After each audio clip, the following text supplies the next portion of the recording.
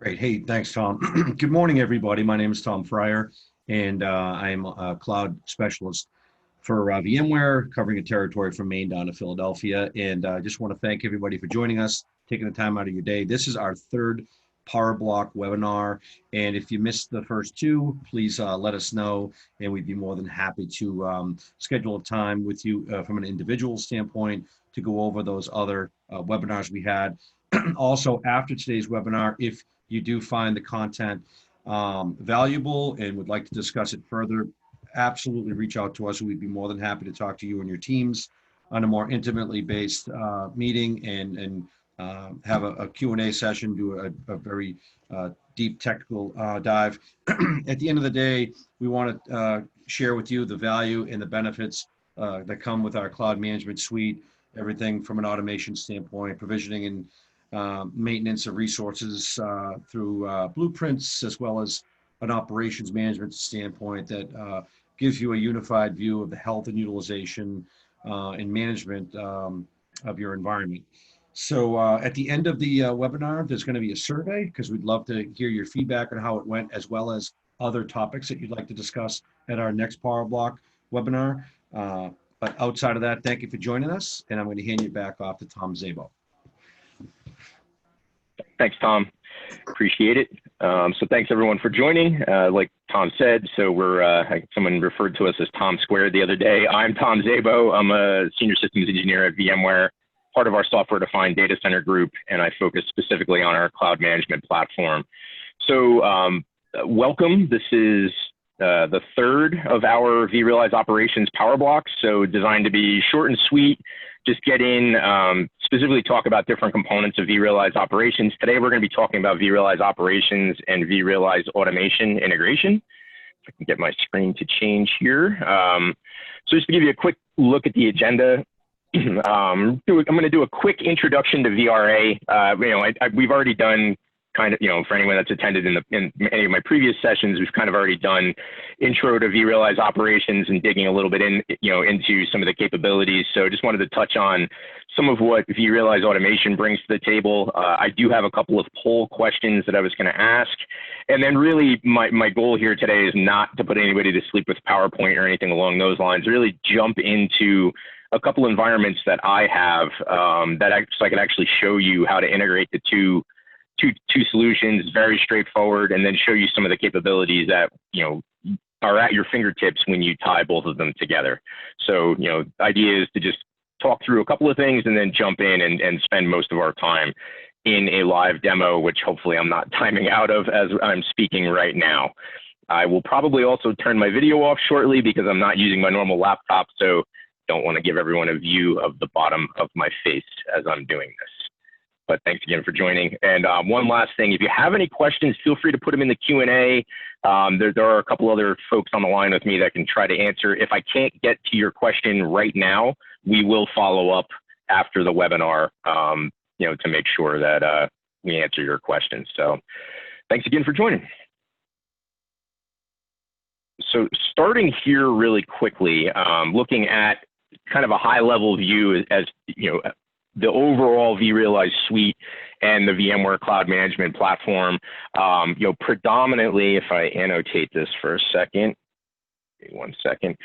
Predominantly, we've been spending our time here on these power blocks in the operational efficiency tier, if you will. So this is really where vRealize operations sits. It's all about having visibility into your environment, understanding the demand that workloads are putting on your infrastructure, trying to make decisions, whether it's something like right-sizing workloads, balancing workloads across clusters, across an environment, trying to make sure that your workloads are as performant as possible, and then also being able to leverage, the information that we're gathering to start to make smart decisions around capacity, whether it's planning for additional workloads, reclaiming wasted capacity, trying to get as much value out of that infrastructure that you've invested in as possible.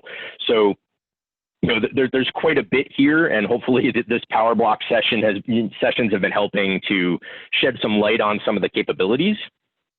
So today what we're going to start to look at is tying in, essentially the next tier, vRealize automation, where, So just to take a step back, so VRA, if I use that acronym, vRealize Automation, is really our automated provisioning tool. So it allows you to do things like define environments as code, wrap policy and governance around it, and then potentially present to internal customers, internal IT. There's different points of view as far as whether you wanted to offer up something like infrastructure as a service, platform as a service, things along those lines. But the idea is to have curated services that you can then present with confidence to allow end users to start to have some self-service capabilities to request workloads, and then have day two capabilities against those workloads to improve the overall flow and process of how long it takes to stand up different environments and be able to life cycle them, tear them back down. So just jumping to the next slide here. Our current version is vRealize Automation 8.0. So for anybody that's familiar with vRealize Automation in the past, about a year and a half ago, we completely redesigned the entire solution. So it's brand new architecture. It's actually built on top of Kubernetes. Used to be rather complex to stand up and have up and running. It required, 9 to 12 virtual machines for a true enterprise scaled out architecture deployment. The current iteration is much easier to install. It's a self-contained appliance. If you want to scale out, you just add additional appliances and put a load balancer in front of them. So much easier to stand up. So that way you can actually start using the tool, not spending a ton of time just trying to get it up and running. So the big thing here is infrastructure as code. So what I might do is actually a power block on infrastructure as code in the future, but essentially what it is it allows you to define an environment in code, and now that allows you to apply good software development principles to infrastructure.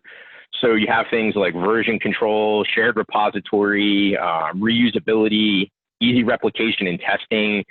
So at the end of the day, what it really does is it minimizes the effort to recreate resources, which is really critical if you start to talk about, agile provisioning, simplifying DR processes, things of that nature. The idea is, hey, define our environment. It's declarative. So, we're saying, hey, this is exactly what we want to have happen.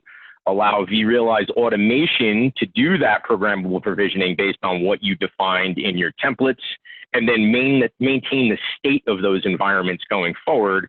So that way, if something changes, if you need to iterate and build upon what you've already created, it's real easy to do so. So, at the end of the day, the key things to remember: infrastructure as code. It allows us to create cloud agnostic templates that we can deploy to multi-cloud environments. So vSphere is obviously a key endpoint for us, but we can also deploy out to something like AWS or Azure just as easily as we can deploy to vSphere. Doesn't necessarily just have to be a virtual machine construct either. And then it's extensible. So essentially anything that has a REST API we can interact with and start to present these services in a self-service portal that you can wrap approval policies around, leases, things like that, where you can now have governance around what people are actually doing with the resources that they're deploying. So where the integration piece comes into play is that we're actually going to look at this in my environments in a moment.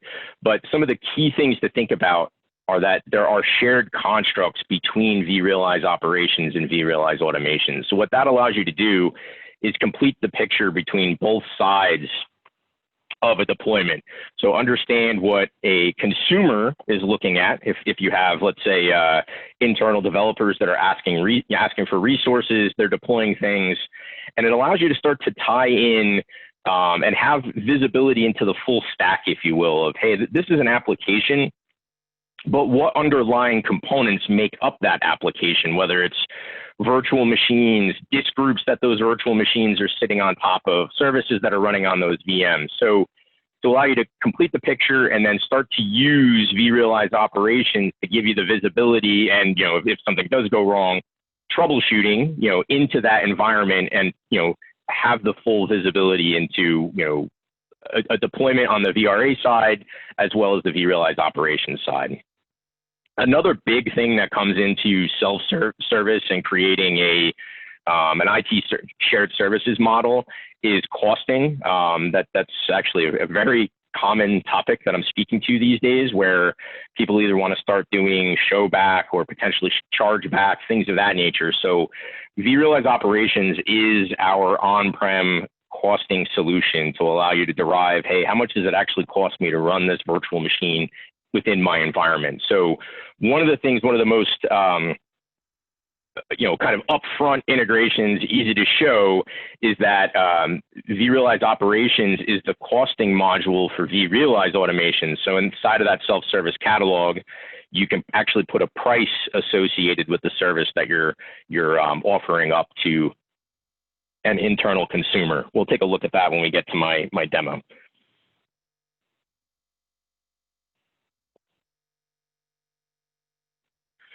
So here's just a quick look at what that looks like. Let me clear out my annotation here. Where, when you're actually requesting a deployment inside of VRA, which I'll show you in Service Broker is our service catalog, you can request what you want to deploy. And then what we can actually do is reach out to vRealize Operations and start to get pricing associated with how much is it going to cost me on a daily basis to run this deployment. So, the reason why that's important is, number one, helping to get away from the idea that IT is just a free, unlimited resource or a cost center, and actually start to, show those costs back to different lines of business, divisions, however your business is broken up. And also to help with, just in general, the lifecycle management of virtual machines and resources, and get away from the issue that we've been struggling with in IT for years, where when something gets created, it never goes away, either because the developer is tired of waiting for, going through a 2-week process to get a virtual machine, or on the, maybe on the admin or ops side, not really understanding what potentially a developer is doing inside of that virtual machine. So, having costs associated with it start to drive more of a business idea, more business concepts around how much it actually, there is a cost associated with this, and that it's not just a free, unlimited resource.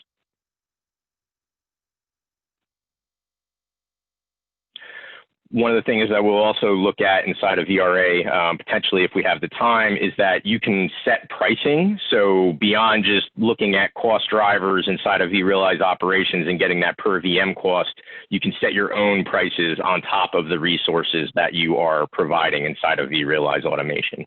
So we'll talk more about that as well.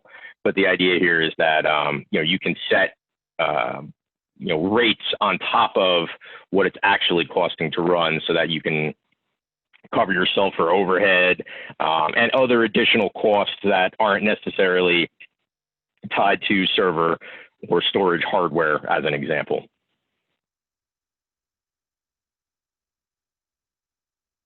So I'm going to pop up 2 questions here in just a second, if you all wouldn't mind answering for me, just a couple of polls. So the first one I'm kind of curious about is, has anybody out on the line here today, have you ever integrated vRealize Operations with vRealize Automation, or any other solution for that matter?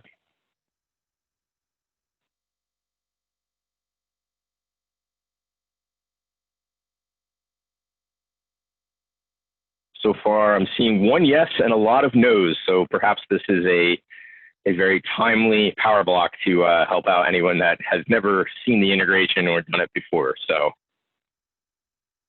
thank you.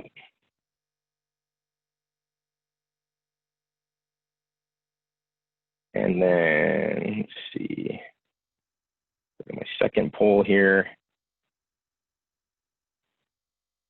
Next question is operational automation on your strategic roadmap? So is automation something that you're working on, at your business? Is it something that's important? And kind of what I was expecting here, a lot of yeses, a couple of nos, but primarily yeses. I mean, at the end of the day, you could talk about self-service catalogs. You could talk about, there's different aspects of automation. But at the end of the day, really, if you're doing the same task over and over and over again, it might be time to start looking at ways to automate it and just improve processes in general. If nothing else, perhaps make it a little easier, right? So thank you for the polls. I know Tom actually mentioned that we were going to have a poll at the end of the webinar, and I forgot to put that in. But by all means, if you have, you can always share feedback with us if you have any feedback on the session, or if you have other topics that you would like to see us cover.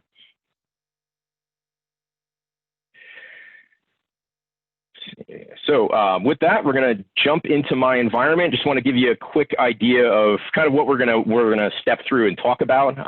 So first, we're going to look at kind of a new environment that I'm setting up at the moment, so we can take a look at what you have to do to tie the two together. A big part of the reason why we consider the vRealize suite a platform is, and hopefully what you'll see is that it's very easy to tie vRealize automation and vRealize operations together. Very straightforward. So we're going to start there, just kind of show you how to set it up, how to tie the two solutions together. Then we're going to jump over to a vRealize automation environment, walk through requesting some resources and how it ties into vRealize operations and the viewpoint from that perspective. So the persona there would essentially be potentially a developer, somebody that you're offering services up to allow them to have some self-service capabilities. And then we're going to jump over to vRealize operations and take a look at what that deployment looks like on that side, and some of the other some of the visibility that it provides into the vRealize automation environment to just make life easier from a management and monitoring perspective. Just bear with me here for just a second.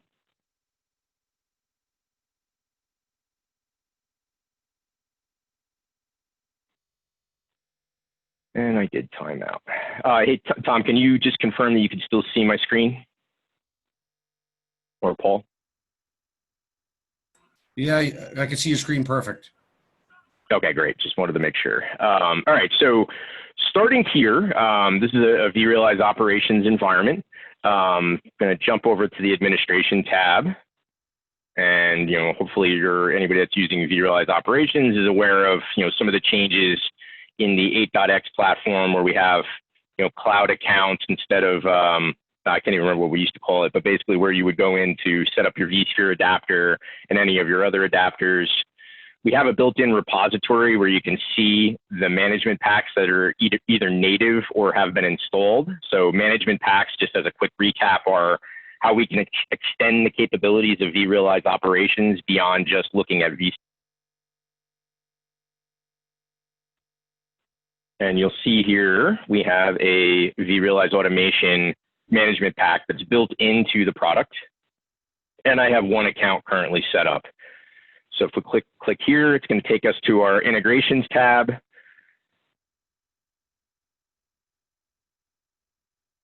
And what you'll see, it's as straightforward as it gets. IP address or fully qualified domain name of your vRealize automation appliance, or the front end load balancer if you were running in a highly available environment. Auto discovery, I don't really know why you would turn that off. It's just saying, hey, just discover everything that's out there when we set it up. You define a credential just like you would in any other integration with vRealize operations. So here I have my credentials set up. I would validate my connection and then save it. That's all you have to do on the vRealize operations side to start tying into vRealize automation. On the vRealize automation side, just bear with me here because I did time out while I was in PowerPoint, of course.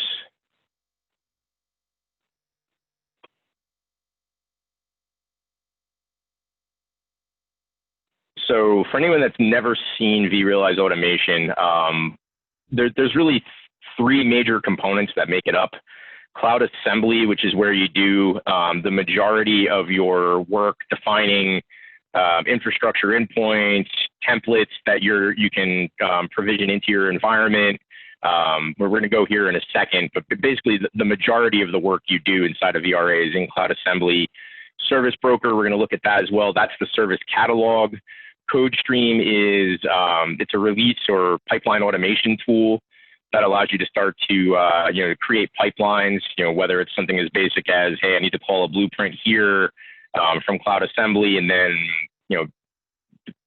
run some workflows against it. Maybe just do something as basic as running PowerShell or SSH commands.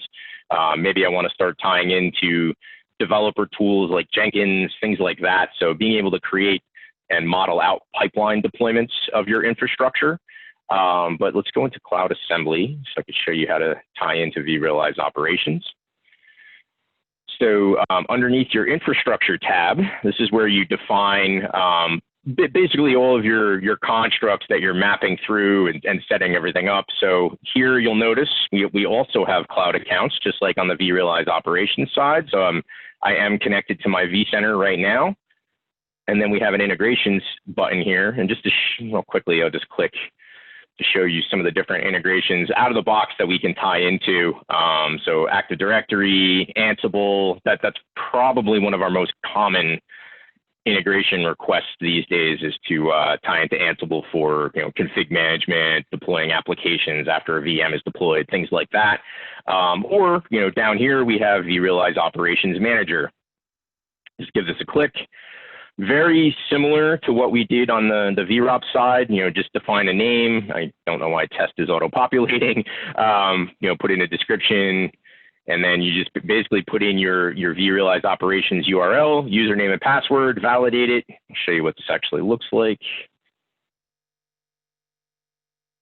So here I'm just pointing to my fully qualified domain name / suite.api, feeding in, in this case, I'm using my local admin, my admin name and my admin and password. Also tying to the vCenter. It's picked up automatically that, I have that cloud account defined and vRealize operations is monitoring this vCenter. So it's picking up that vCenter server. So very straightforward to start to tie in the integration. So that's basically step one, set up that integration. Now let's take a look at what that actually gives you. I'm going to jump to a separate environment, which I also timed out of course. Bear with me for just a second. See if I can get into all of these without any typos in my password.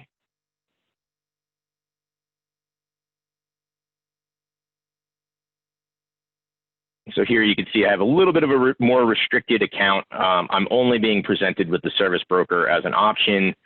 So log in here. So this is essentially a service catalog. So this is the front end to vRealize automation. So where a consumer of these services would go. So in this particular case, based on who you are, you will be presented with a catalog of items that you can consume. So in this particular environment, I've got access to 5 different services. One is just a multi-cloud deployment. I could deploy a Linux server to vSphere, AWS, and Azure. I've got some, and I'll actually show you this. We have a live website that we use. We can deploy essentially a working copy of that website. Here we have a Windows 2016 VM with Microsoft SQL installed. And then this is actually a CodeStream pipeline that can deploy a Tanzu Kubernetes cluster into a TKG environment. So looking at this, and I'll explain a little bit more around what's going on here in a second, but I want to kick off a request. So they're going directly to them, but the requests that I've heard about so far. Oh, Paul. All right. So if we go to request, we can see, so here I'm going to request a full retail shopping cart website. So basically what this is going to be, I'll show you kind of what this looks like from a deployment perspective in a moment, but it's a back-end MySQL database server with a front-end website. And then there's 2 versions of this, either there's a load balancer or a load generator that you can run. So basically I want to spin up a replica of our our retail web application to do some testing on it. So I'm going to come in here. I need a deployment name. Let's call it tzabo demo 10, because I don't think I've done 10 demos at this point, or at least this morning. So project is basically a group of users and resources that they're tied to, that they can, what types of resources they could consume. Could be a cluster, could be an entire endpoint, multiple clusters. So in this case, I'm part of a field demo project. We can select what size nodes we want to deploy. So t-shirt sizing. So that way, it's really straightforward and consistent from a deployment perspective. So in this case, I'm just going to go with small. If I had different operating systems that I could choose, I have this drop down. In this case, it's Ubuntu 18. We're injecting a username and password. This little checkbox, enable OS monitoring, what that is doing is when this is deployed, it'll install a Telegraph agent, the vROps Telegraph agent that vRealize Operations uses to do application monitoring into the virtual machines. And so when we switch over to vRealize Operations, we'll see what that looks like. I do have a choice for what environment I could deploy to. Like I mentioned earlier, one of the interesting things about vRealize Automation is that we can create agnostic blueprints where basically we're just abstracting out the lowest common denominator, and having mapping. So, in this case, Ubuntu maps to a specific vSphere template. It would map to a specific AMI in AWS on the back end. So I'm going to leave it at vSphere, because what we can do now with vSphere, to just kind of show you some of the, get into some of the integrations based on the selections I've made here, I can now hit this calculate button. And what it's going to do is it's going to make a call out to vRealize Operations. vROps is going to look at this request and say, okay, I know VMs are in this blueprint. I know what, the size, and it's going to give us a daily price estimate. So up front, you can show, all right, hey, it's going to cost us $2.36 a day to run this particular workload. So perhaps I have a budget that I'm working with. Fortunately, I think I can afford $2.36 for today.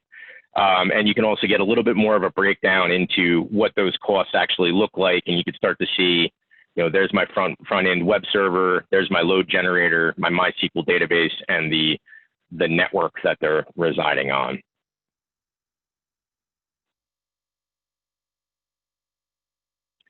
So if we click submit, it's going to kick off the deployment. At this point, you could potentially have an approval policy attached to this where someone needs to approve the deployment. In this case, I do not have any type of restrictions on my account. So it's going to start to deploy my request and stand up the environment. We're not going to sit here and watch this deploy. So let me just show you what it looks like. Maybe.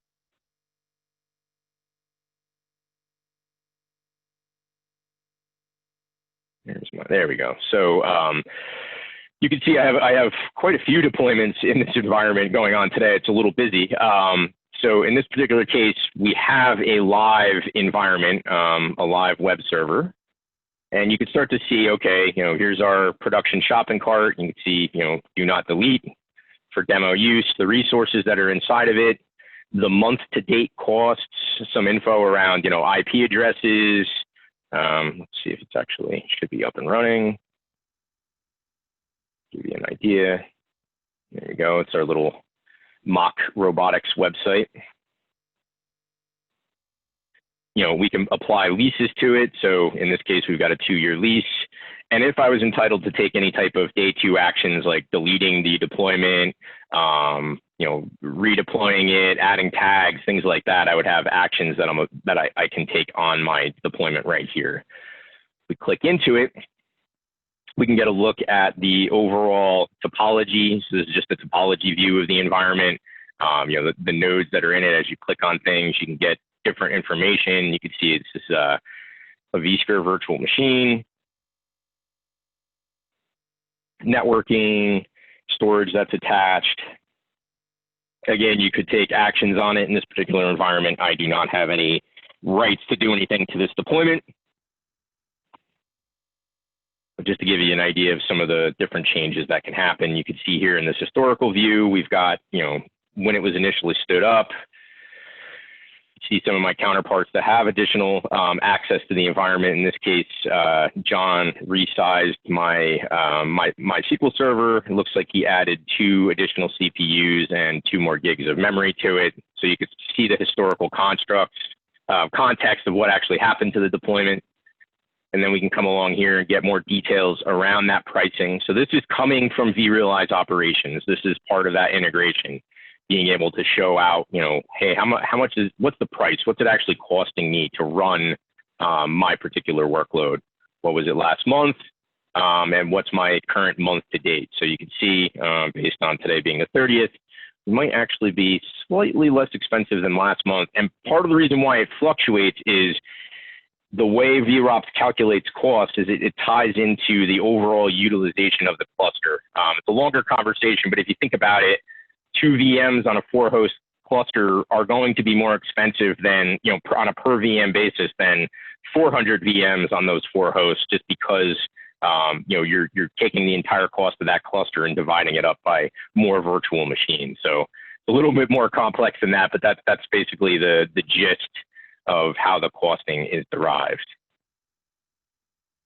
And then finally, this monitoring tab, if it loads up here, give it a second. This is actually getting pulled in from vRealize operations as well. So certainly everyone that's familiar with vRealize operations, there's significantly more metrics that you can get inside of vROps itself. But the idea here, again, this is, keep in mind, this is the self-service portal. So the idea is put as much information as you can in your customer's hands, so that way they at least have some ideas around, the IOPS, network bandwidth, CPU. Like, hey, maybe it's worth looking at this and saying, hey, why are we having these weird dips? Maybe talk to somebody on the ops side to take a deeper look into, what's going on here from a CPU and memory utilization perspective. So the idea is, start to feed back some information into your consumer's hands. So now let's take a look at what this deployment actually looks like from a vROps perspective. So we're going to switch over to vRealize operations here, and we're going to look for that particular deployment. So I'm just going to use the integrated search. And there's my MOAD production deployment. Don't mind my lack of privileges. So now what we're starting to do, to kind of transition from, the consumer of the service to more of the back end, the admin, the operator. Let's understand what's actually going on inside of the environment. So now we could take that deployment, that, MOAD production shopping cart inside of VRA, and look at it as the same construct inside of vRealize operations. And we can start to quickly identify, okay, things like, hey, what data store is it sitting on? Sitting on a vSAN. What services are running inside of this deployment? All right, we've got native service discovery inside of vRealize operations. So I could see, a MySQL database, an Apache web server. We also have application monitoring, so we can get deeper into those applications. You can see what blueprint it was generated from. If you remember in that service catalog, I had that MOAD retail shopping cart, the project that I'm associated with. So there's my field demo. So just giving you some ideas, the virtual machines that make up the appliance, the application. You can see there's definitely some alerts. Might have to look at that a little bit later. And the idea here is if we switch over to the metrics view, now we have a view of the entire, the makeup, the full stack of what makes up this particular deployment. See my field demo. So we can go up into, all right, here's my VRA instance, all the way into, identity manager and understanding, how we're tying in on the VRA side. And then we can go down into the stack. Let me just build that out, where we can see the individual virtual machines. So we could start to look at, specific metrics of that virtual machine. We can dig deeper, the MySQL database, the vSAN data store that it's sitting on. because of that application monitoring checkbox, we injected that a telegraph agent into these virtual machines when they were stood up, so we can start to get metrics on, the underlying operating systems or the actual database itself. So we can just look at, specifics like, hopefully we don't have too many dead blocks on this thing. Shouldn't be very busy, but we can start to get into MySQL metrics, things of that nature. As a quick refresher for anybody that has vRealize operations up and running, down here on the left-hand side, if you go to the home screen, we have Discover Services and Monitor Applications. So these are the native services that we can discover. So, what we recognize. So Service Discovery basically uses VM tools to understand what's running on a virtual machine. You kind of think of it as a NetStat on steroids, if you will. And then we also, that telegraph agent that I've been talking about, this gives you a quick view into some of the different applications that are currently supported natively with our telegraph agent. There are other solutions with Blue Medora and other management packs that allow you to see into other applications, but these are our natively supported services inside of vRealize operations today. So obviously this is in our documentation, but it's a real quick and easy way to just reference what we currently support if this looks like it would be of interest.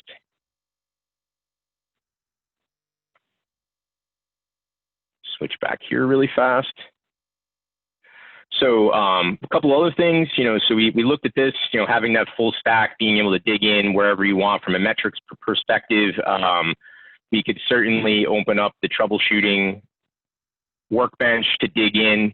I have the last Power Block session I did was on troubleshooting. So if you didn't attend that, we will send out a follow-up after this with recordings if you're interested, where you can use this workbench to dig in and start to look at, alerts, events, property changes, and you can easily change the scope as far as what you're looking at. Or am I just looking at those virtual machines? Do I want to look at, higher level constructs like the data store that they're sitting on? So it's really easy to start to dig in into your environment and understand what's going on and look for any potential problems.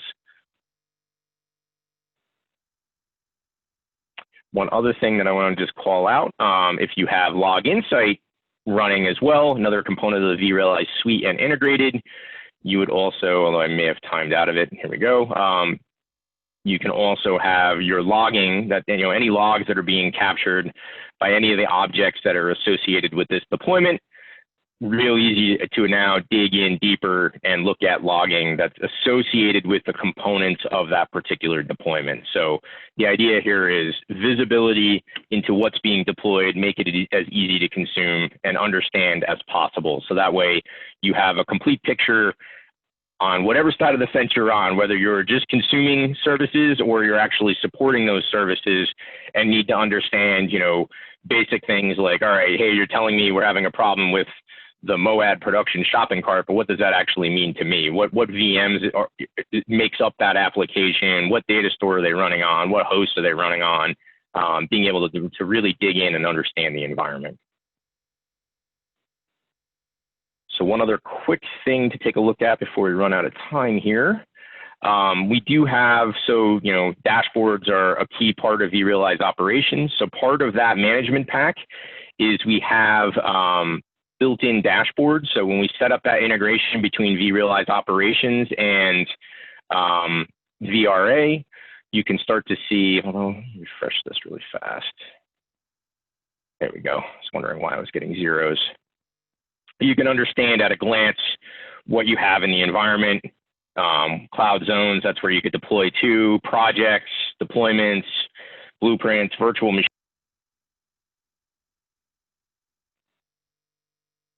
Different resource utilization that's being used by the cloud zones and the projects, any alerts, so that it's really easy at a glance to understand what people are using, how they're consuming it, and are we starting to hit any, are we going to start to hit maximums? Are we going to start to run out of capacity to get some visibility into the overall environment? Take a look at resource consumption. So another idea here, the different cloud accounts, like you saw me set up earlier. So here we have multiple vRealize automation instances. We're just looking at this one particular one, Cloud Zone that it's tied to, that field demo project. And now we have just a basic dashboard with some charts on, cluster utilization, what kind of capacity remaining I have, the actual deployments that have been deployed based on the project, a little bit of a heat map view, and then getting into, some memory utilization trends and storage trends. So just like anything else in vRealize operations, you have, we're collecting as many metrics and properties as we possibly can, building out trends to help you analyze and understand what's going on in the environment. And the idea is, hey, there's a lot going on. Let's make it as simple to visualize and consume as we possibly can. So this is just an example of, and this is actually an out-of-the-box dashboard, but you could certainly build custom dashboards based on any of these metrics or properties that are important to you. I'm going to switch back over to my PowerPoint really fast just to start to wrap things up. So, part of the idea today was, and if you've ever, if we've ever talked about, the vRealize suite overall and the different capabilities that it can bring to a particular IT operation, you can start to look at, hey, we looked at deploying, in that case, we deployed a mock web server, if you will. Using infrastructure as code. So we had a template that we could deploy. So, basically having the complete roadmap of being able to deploy infrastructure and applications, and then let's look and understand and be able to manage those deployments. So that way we understand, make sure they're performant, make sure that, capacity looks good, and that you can keep things moving and running as quickly as possible. So, the idea here is to just give you an idea of some of the capabilities around the overall vRealize suite and some of the things that we can do with the solution. So just, real quickly, some of the quick benefits. We can always talk more about this. So these are actually from a total economic impact study done by Forrester. I can say for sure, just working with a lot of different customers, the productivity gains from an automation perspective, let's really drive down how long it takes to stand up a virtual machine. Anybody that's running vSphere, it's easy to do a template and right-click that and deploy it, but there's a lot more to standing up a workload than just deploying a template. You have to do, config management, join it to an Active Directory domain, potentially set up username, different users and groups, install applications, do security scans, the list goes on and on and on. So a big part of this is really being able to drive down the overall time it takes to work through a deployment and get something production ready, or at least ready to even be deployed, and drive that time down. It's easy to show the cost savings when you can see, the ROI of how quickly you can consistently deploy resources and also reclaim those resources so that you're not just wasting infrastructure. And then on the vRealize operations side, certainly it's all about productivity, improving efficiencies, and trying to have as much of a, if you're running efficiently, drive those cost savings as much as you can. Maybe you don't need as much hardware. Maybe you can reclaim some capacity. So when you have a new project, you don't necessarily have to, spin up new hardware. You can squeeze more things into that infrastructure that you've invested in. So we're, the team here, we're always happy to dive into this more with any of you, help you understand how it could potentially, how vRealize automation or operations could benefit your environment. Hopefully this has been helpful. I will have the recording up on my YouTube channel within a couple of days, and we will send out a follow-up. And with that, I'm going to stop. And if anyone has any questions, like I said, by all means, fire them into the Q&A and I will answer. Just pause for a minute and see if any questions come in. I have one question here. What version of vRealize operations is included in vRealize Suite Standard? That is a good question. That's one of the, actually, I even have a slide on that. Just jump to the So this is a quick look at the vRealize suite and the different components that make up Standard, Advanced, and Enterprise. So the only place where we deviate from our naming is vRealize Suite Standard includes vRealize Operations Advanced. So that is one of the little bit of a trick, if you will, that you have advanced inside of the standard suite. But predominantly, the majority of the customers I work with are looking at vRealize Operations Advanced or beyond, simply because they have, that's where you could do customization and add other things in. I also have a question on what is my YouTube channel. I wish I had that URL handy to pop into the chat or the Q&A. I do not at the moment, but I will send it out. So sorry about that. I'll have it ready for the next power block. But I will send that out as soon as I have this wrapped and ready to upload into the channel.